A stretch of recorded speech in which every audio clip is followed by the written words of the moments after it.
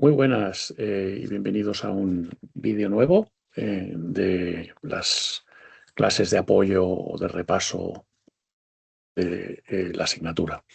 Bien, en este caso es el último vídeo que voy a hacer de electrostática. En el vídeo anterior de electrostática dije que el siguiente sería magnetostática, pero he decidido que voy a hacer este vídeo de electrostática porque creo que es muy interesante y versa sobre la aplicación del teorema de Gauss al cálculo de tres configuraciones de carga muy importantes y que pues deberíamos, por supuestísimo, que conocer lo que sería el cálculo e idealmente también os recomiendo que bueno, pues memoricéis el resultado porque va a ser muy útil.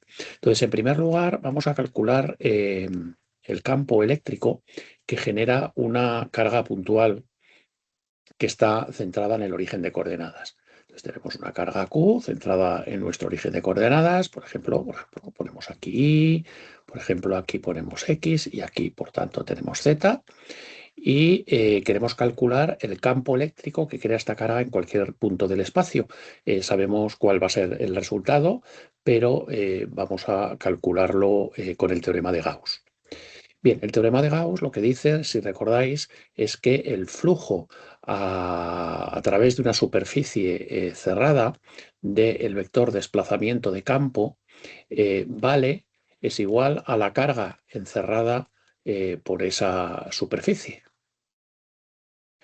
Y eso es lo que vamos a aplicar en nuestro caso. Entonces, el teorema de Gauss siempre eh, se aplica de la misma forma y es, tú te vas al punto del espacio donde quieres calcular tu campo, en este caso, por ejemplo, este punto que tenemos aquí, este punto P.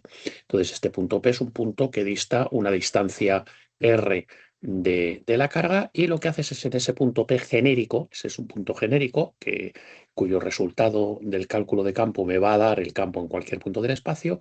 En ese punto te eliges una superficie de Gauss imaginaria. En nuestro caso, vamos a suponer que la superficie de Gauss que tomamos es una esfera centrada precisamente en ese punto, ¿no?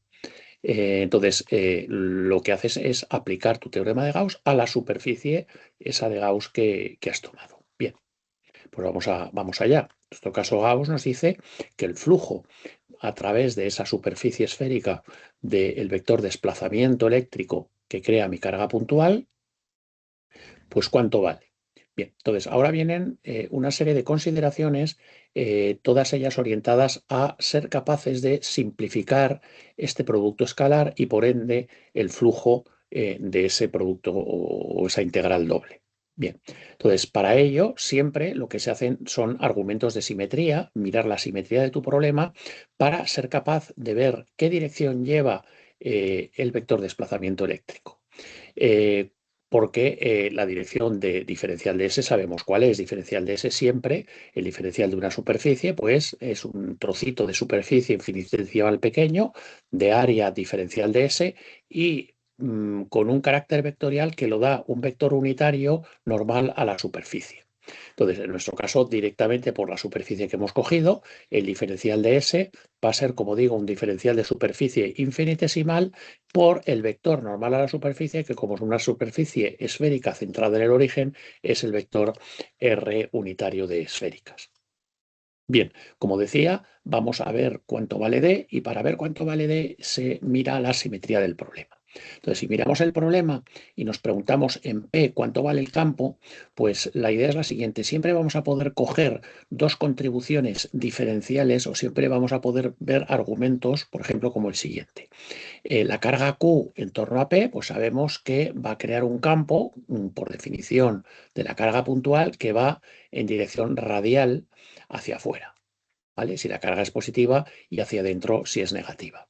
Con lo cual, en este caso, D, nuestro vector de desplazamiento, tiene el siguiente carácter. Va a tener un módulo que obviamente puede depender de la distancia a la carga, o sea, del punto de la coordenada R de mi punto P, y va a llevar, como digo, dirección radial de las coordenadas esféricas. Con lo cual, fijaros que en este caso se me simplifica muchísimo el producto escalar, puesto que en este caso me quedaría integral a la superficie S de D, que hemos dicho que es un módulo que dependerá de R por R unitario, por el diferencial de S, que hemos dicho que es un diferencial de S por R unitario. Por tanto, esto quedaría, fijaros, R por R unitario es 1. Por otro lado, como D solamente depende de la distancia R y la superficie donde estoy integrando yo tiene una R constante igual a R minúscula, a todos los efectos dentro de esa superficie D en función de R es constante y puede salir fuera de la integral. Con lo cual me quedaría D de R integral a la superficie S del diferencial de superficie y eso es la superficie total de mi esfera, que como sabemos es 4pi por r al cuadrado. Bien, eso es lo que vale el flujo y entonces el teorema de Gauss lo que me dice es que ese flujo en función de r por 4pi r al cuadrado vale la carga encerrada, que sabemos que es un dato y es igual a Q. Por lo tanto, de aquí deducimos que D ya podemos ponerlo con carácter vectorial en función de R, pues ese será el D de R, que es Q partido por 4pi R al cuadrado, y por lo que recordemos que el carácter vectorial lo da el R unitario. Bien, lo que buscamos no es el vector desplazamiento, sino el vector campo eléctrico, pero es muy sencillo porque el vector campo eléctrico es el vector desplazamiento partido por la constante dieléctrica del medio y por lo tanto ya hemos acabado y el campo generado, creado en ese punto por la carga puntual es 4pi Q partido por 4pi epsilon R al cuadrado por R unitario. Y ya habríamos acabado. Acordaros siempre que las unidades del campo eléctrico son voltios partido por metro. Bien, si nos hubieran preguntado cuál es el potencial que crea en ese punto genérico la carga puntual, pues lo único que habría que haber hecho es la integral de menos E diferencial de L o la integral de línea o la circulación del campo E a lo largo de cualquier línea que haya en el espacio. Y entonces, bueno, pues sería menos la integral como E lleva en la dirección R unitario, ¿vale? Bueno, pues tendríamos menos Q partido por 4pi epsilon R al cuadrado y el diferencial de L vamos a tomarlo como un diferencial de R por R unitario. Con lo cual aquí tendríamos un diferencial de R. Y esto sería, esto sería partido por R al cuadrado. Entonces esto sería la carga Q partido por 4pi epsilon R más una determinada constante K. Esa constante K, pues hay que, si es posible, determinarla. Y la forma de determinar esa constante pues es un poco artesanal. Hay pocas reglas y una de las reglas es si no hay cargas en el infinito, si no hay cargas en el infinito, entonces generalmente tú vas a poder tomar que el potencial en el infinito vale 0. Y entonces, si el potencial en el infinito vale 0, pues si yo aquí en esta fórmula digo que esto vale 0 en el infinito, pues eso es 0 partido por Q partido por 4pi epsilon, eso es 1 partido por infinito, más la constante, con lo cual es 0 más la constante, con lo cual esa constante vale 0. Y por tanto, el potencial que crea una carga puntual centrada en el origen, pues es el que ya sabemos, es la carga Q partido por 4pi epsilon R en voltios.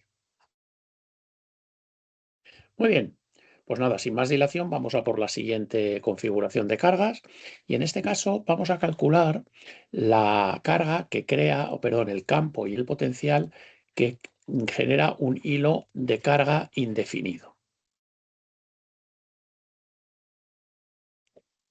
Bien, nuestro hilo de carga indefinido, por ejemplo, está por aquí. Vamos a suponer que ese hilo tiene una densidad lineal de carga de lambda coulombios por metro y vamos a tomar como eje de cálculo el eje Z, precisamente el de la dirección del hilo, Con lo cual, pues aquí tendremos un eje Y y aquí tendremos un eje X.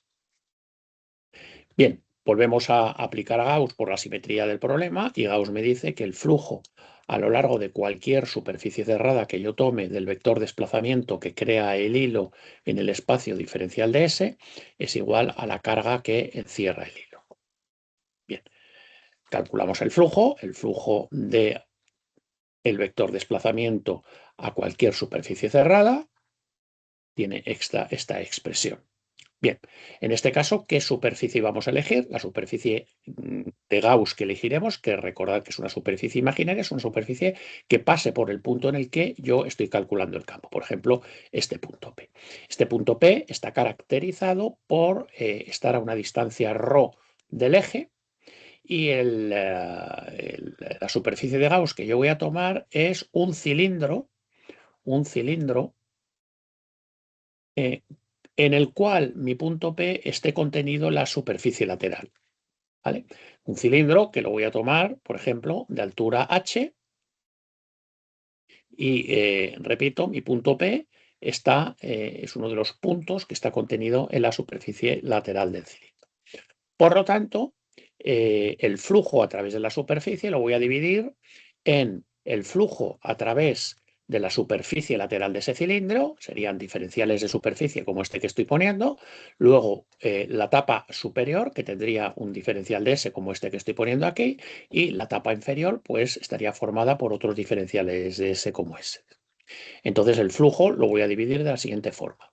Superficie lateral, flujo a través de la superficie lateral del vector D escalar diferencial de S lateral, diferencial de S en la superficie lateral, más el flujo a través de la tapa superior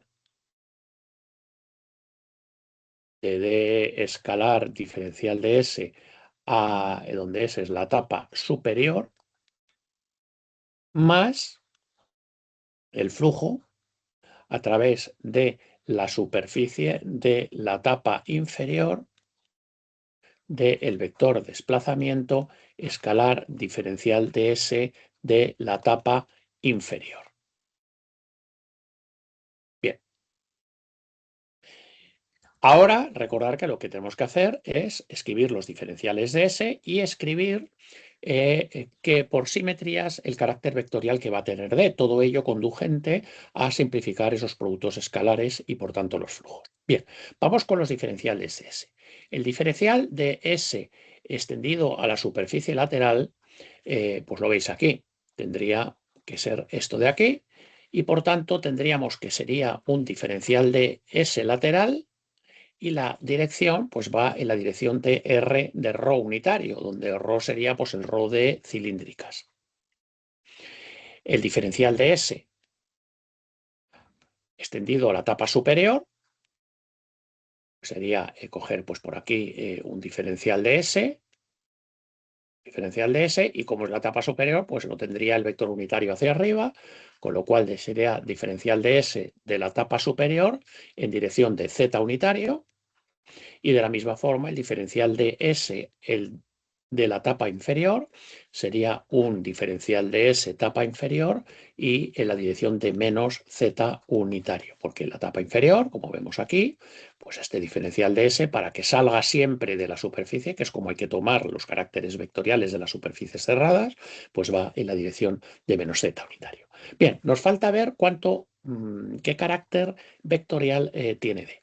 Y ahí, como os he dicho en el caso de la carga puntual, hay que acudir a la simetría del problema. Mirad, si pintamos aquí el hilo y pintamos por aquí el punto P, ¿cuál es la dirección que tiene el vector desplazamiento? Bueno, pues por un lado, si cogemos aquí un diferencial de carga infinitamente pequeño del hilo, esa carga, como hemos visto anteriormente en el ejercicio anterior, va a generar un campo que va a llevar esta dirección. En dirección radial, como hemos visto antes. Pero por la simetría del problema siempre voy a encontrar yo un diferencial de Q simétrico respecto de la perpendicular de P hacia el hilo que genere un campo que tenga este aspecto de aquí. ¿Y qué es lo que va a suceder, por tanto? Pues que siempre esos dos van a componerse y van a generar un campo en la dirección de ρ unitario. Por lo tanto, debido a que es un hilo indefinido y por tanto no hay efecto de bordes, aunque yo haya tomado una altura h, pero siempre voy a tener cargas por arriba y por abajo de cualquier punto que yo tome, el campo D va a tener esta dirección. Eso es lo que se llama que el hilo sea de indefinido, despreciar efecto de bordes o que haya una simetría cilíndrica perfecta. Por lo tanto, D va a depender, va a ser un vector que por un lado evidentemente depende de la distancia al hilo, pero que va a tener un carácter vectorial según R unitario. Por lo tanto, fijaros que se me va a simplificar todo muchísimo. ¿Por qué? Porque siempre que yo tenga un producto escalar de D por un diferencial de S y D va a ir por R a dirección de ρ unitario, pero diferencial de S vaya en dirección de Z y de menos Z, ese producto escalar va a ser cero. Y por tanto, el flujo a través de la superficie lateral, esto va a ser, perdón, de la tapa superior va a ser cero. ¿Por qué? Porque D va según ρ, diferencial de S va según Z, ese producto escalar va a ser cero. Y de la misma forma, el flujo a través de la tapa inferior va a ser cero por el mismo motivo. Con lo cual, aquí me va a quedar que el flujo total es solamente el flujo alrededor de la tapa lateral, de la superficie lateral de mi cilindro. Y va a ser pues, el producto escalar de desplazamiento, que es de ρ por ρ unitario, como hemos visto, por la superficie lateral, que será diferencial de superficie lateral, y hemos visto que va en la dirección, perdón, de ρ unitario. Al hacer ρ por ρ unitario me queda 1. La superficie lateral tiene una ρ constante, con lo cual sale fuera de la integral, y aquí me queda d de ρ, integral a la superficie lateral del diferencial de S, y esta es la superficie lateral de un cilindro de radio ρ, que vale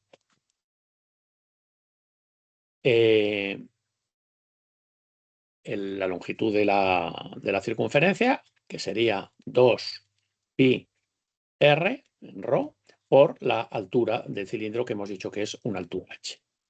Por lo tanto, este es el flujo. Este es el flujo. El teorema de Gauss me dice iguala el flujo, que es de ρ por 2pi ρh, a la carga encerrada. Bien, ¿cuál es la carga que encierra mi superficie de Gauss? Bueno, pues es todo el trozo del hilo que cae dentro de la superficie de Gauss, que sería pues la longitud del hilo por la, que es h, por la densidad lineal de carga, lambda por h. Si aquí despejamos, me queda que el módulo del vector desplazamiento pues vale lambda partido por 2pi ρ, porque esta h y esta h se me van y me queda lambda partido por 2pi ρ. Como lo que yo busco es el campo eléctrico, pues el módulo del campo eléctrico será eso partido por epsilon, con lo cual será lambda partido por 2pi epsilon ρ. Y finalmente el campo eléctrico ya con su carácter vectorial será S E sub E de R, el módulo, que es lambda partido por 2pi epsilon ρ y por ρ unitario, como hemos visto anteriormente. Hemos visto aquí que el vector D va según ρ unitario. Bien, si queremos calcular el potencial, de la misma forma que hemos hecho antes, será menos la integral del campo eléctrico escalar diferencial de L, tomando un diferencial de L que sería un diferencial de ρ por ρ, eso será menos la integral de lambda partido por 2pi epsilon ρ, diferencial de ρ, y esto es menos lambda partido por 2pi epsilon logaritmo neperiano de ρ más una constante de integración. Bien, En este caso, como para determinar la constante de integración, no podemos hacer uso de lo que os he dicho antes, porque esto no es una distribución de carga finita. Hay cargas en el infinito, puesto que esto es un hilo indefinido. Por lo tanto, esta constante K yo no la puedo determinar haciendo que el potencial en el infinito valga cero, ¿vale?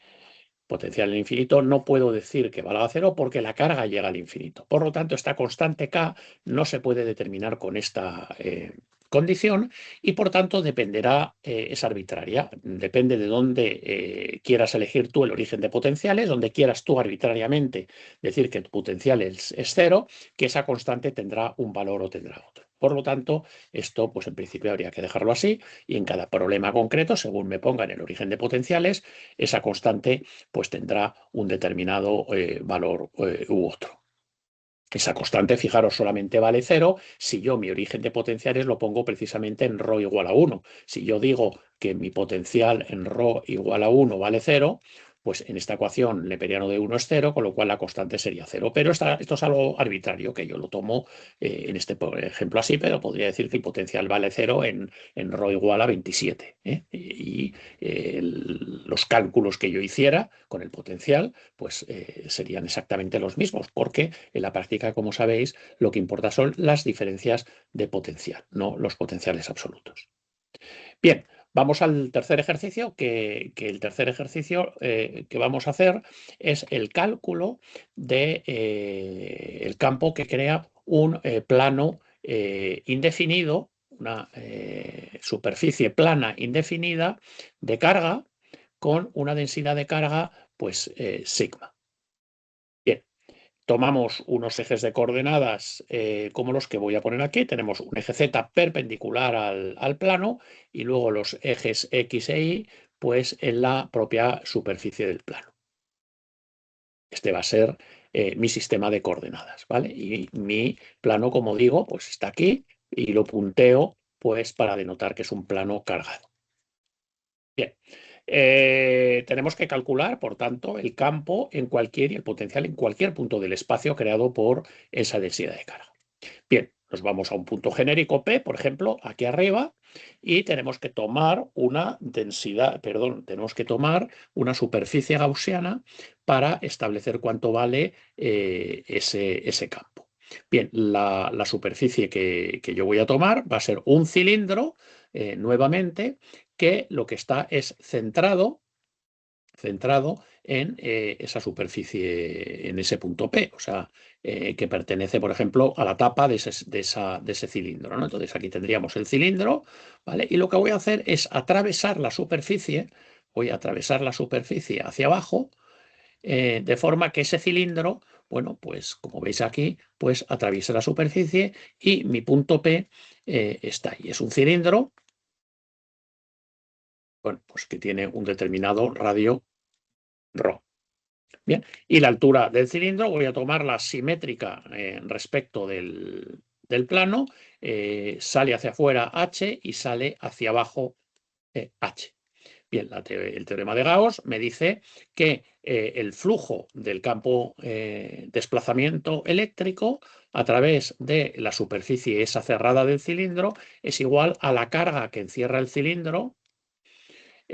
Carga que en este caso pues es muy sencillita, fijaros, la carga sería el trozo, la cantidad de carga que yo encierro sería este trozo de aquí correspondiente a la proyección de la tapa del cilindro sobre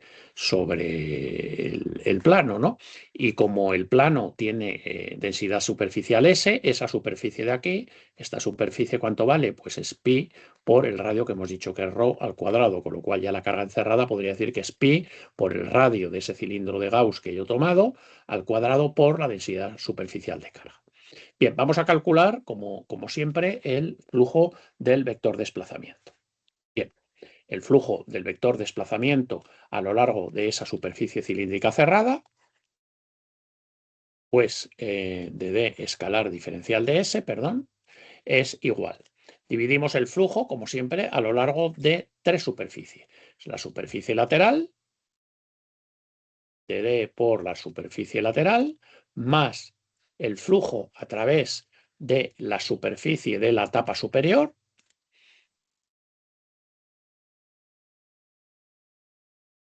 más el flujo a través de la superficie de la tapa inferior.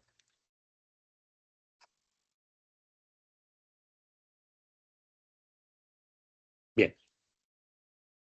Aquí hacemos las mismas consideraciones que hemos hecho antes. La superficie lateral pues, es un vector, una superficie lateral, por ejemplo, tendría un diferencial de S ahí, esto saldría hacia afuera, ese sería el diferencial de n en la superficie lateral, y en la tapa superior pues, tendría pues, un diferencial de S por aquí, y el carácter vectorial diría que va en la dirección de Z, y en la tapa inferior pues tendría otro diferencial de S y hacia afuera, como siempre, iríamos en la dirección de menos Z. Bien, por otro lado, por simetría, fijaros cómo va el campo. Pues si yo estoy en cualquier punto P, vamos a ponerlo, por ejemplo, este punto P aquí, lo sacamos del cilindro para no liar el dibujo, pues fijaros, si yo tiro la perpendicular al plano, siempre voy a poder encontrar un diferencial de carga por aquí que me va a generar, como sabemos, un diferencial de campo, un campo para allá. Y siempre voy a poder encontrar un elemento simétrico, porque el plano es indefinido, que me genere otro D hacia allá. Y como consecuencia de ello, los Ds siempre se van a componer para que vayan en la dirección de Z. O sea, porque el plano es indefinido, porque no hay efecto de bordes, la simetría se traduce geométrica, se traduce en una simetría de campo, donde D siempre va a ir, fijaros, cuando estoy encima del plano va a ir hacia Z, y de la misma forma cuando estoy debajo del plano va a ir en la dirección de menos Z. O sea, el campo va a ser un campo en la dirección de Z cuando digamos que la Z es positiva, y el campo D va a ir en la dirección de menos Z cuando la Z es negativa, por las consideraciones geométricas que acabamos de decir. Bien, por otro lado,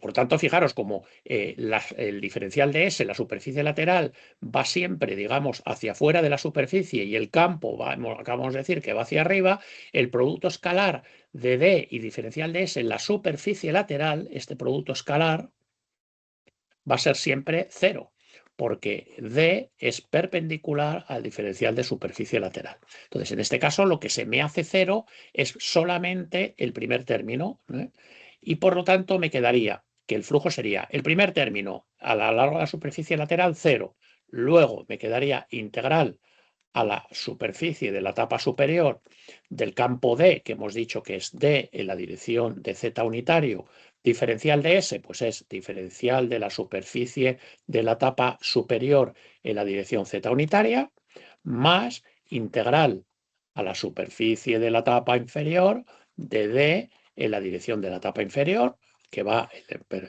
de la parte inferior del plano, del espacio, que va en menos Z unitario, por la diferencial de la tapa inferior, que es diferencial de S en la dirección de menos Z unitario, puesto que lo habéis visto aquí, ¿no? En la tapa inferior, el diferencial de S va en la dirección de menos Z unitario.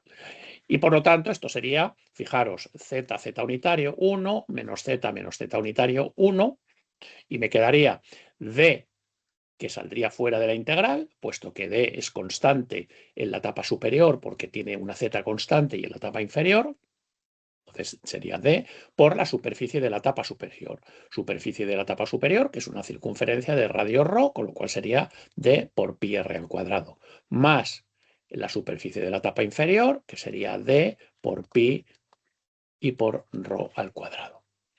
Con lo cual, fijaros que el flujo me da 2D por pi por ρ al cuadrado. Bien, si igualamos ese flujo 2D pi ρ al cuadrado, perdón, pi ρ al cuadrado a la carga encerrada, que hemos dicho que anteriormente que era pi ρ cuadrado por sigma, me queda que el campo de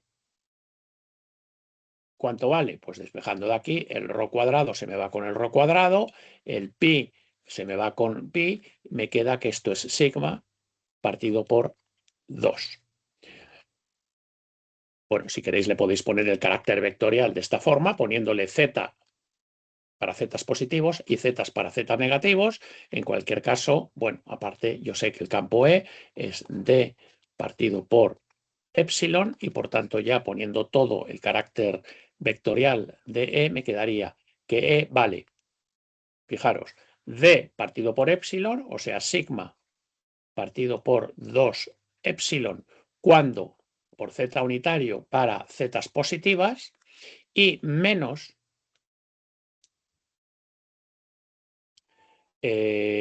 aquí, sí, perdón, y sigma partido por 2 epsilon en la dirección de z negativas para las zetas negativas. ¿Vale? Este sería mi campo eléctrico. ¿De acuerdo? Bien, vamos como siempre a calcular el potencial. El potencial es menos la integral del producto escalar del campo diferencial de L. En este caso, como E va según Z, mi diferencial de L, que tiene siempre tres componentes, X y Z, solamente va a quedar diferencial de L, fijaros, es un diferencial de X por X unitario, más un diferencial de Y por Y unitario, más un diferencial de Z por Z unitario. Como E solamente va en dirección de Z, al multiplicar escalarmente por esto y por esto me va a dar 0 y por lo tanto me va a quedar solamente diferencial de Z por Z unitario. Con lo cual esto me queda menos E integral de E por diferencial de Z, y integrando estas expresiones de aquí arriba, me va a quedar que esto vale menos sigma partido por 2 epsilon cuando por Z más una constante, vamos a llamarlo K sub 1 cuando la Z es positiva, y sigma partido por 2 epsilon por Z más otra constante K sub 2, no tiene por qué ser la misma, cuando la Z es negativa. ¿Vale? Bueno, no hemos acabado porque tenemos que determinar en teoría K1 y K2. Fijaros, K1 y K2 no lo voy a poder determinar como no fije un origen de potenciales, pero sí que puedo decir lo siguiente, y es, sabemos por las condiciones de continuidad que vimos en el tema 0, que el potencial es siempre una función continua. O sea, si yo tengo, por ejemplo, en este caso, un plano de carga sigma que divide dos zonas del espacio, la zona 1 y la zona 2, acordaros que había unas condiciones de salto para el campo D, para el campo E, para el campo H, para el campo B, pero el potencial era siempre continuo. O sea, por la izquierda, si aquí ponemos el origen de coordenadas, por ejemplo, x igual a 0, bueno, pues el potencial a la izquierda justo de esa separación y a la derecha justito, en 0 más, es continuo. El potencial no pega saltos nunca. Con lo cual, ¿qué es lo que sucede aquí? Pues que justamente la separación de los campos, de la separación del espacio en plano superior y plano inferior, esos dos potenciales tienen que ser los mismos. Con lo cual, esta continuidad del potencial implica en nuestro caso que el potencial tiene una única expresión.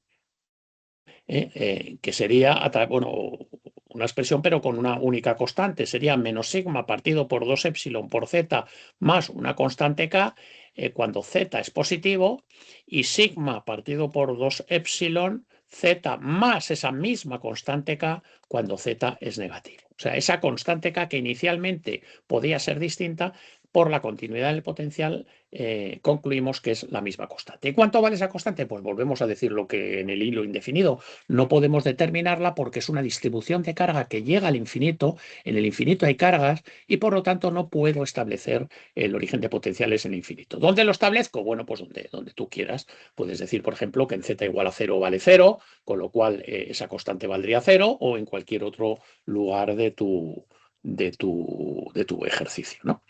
Puedes elegirlo. Bien, pues nada, con esto hemos acabado lo que quería hacer, aplicación del teorema de Gauss a cálculo de tres configuraciones de carga muy habituales. Espero que os haya quedado claro. Es una metodología habitual para cálculo en ejercicios pues, que involucran conductores o combinaciones de campos y que os recomiendo que dominéis. Un saludo a todos y ahora ya sí, el siguiente vídeo será sobre magnetostática.